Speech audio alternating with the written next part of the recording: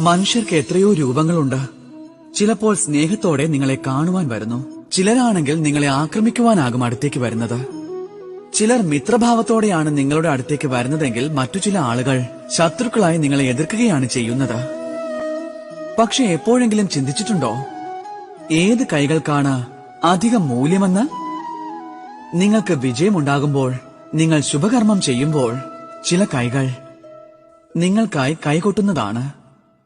എന്നാൽ ചില കൈകൾ ഇങ്ങനെയാണ്, നിങ്ങളുടെ തോളിൽ സ്പർശിക്കുന്നതാണ്. എപ്പോൾ നിങ്ങൾ ജീവിതത്തിൽ ഏറ്റവും അധികം പരാജയപ്പെടുന്നുവോ, നിങ്ങൾ തളർന്നു പോകുന്നോ, അപ്പോൾ ഇങ്ങനെ കരഘോഷം മുഴക്കുന്ന കൈകളേക്കാൾ, നിങ്ങളെ പ്രശംസിക്കുന്ന കൈകളേക്കാൾ, അതിനേക്കാൾ എത്രയോ അധികം മൂല്യമുള്ളതാണ് ആ കൈകൾ.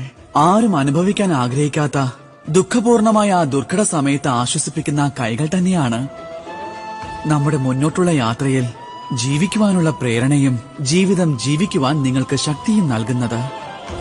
ഏവരും പരസ്പരം ആശ്വാസമാകാൻ ശ്രമിക്കുക.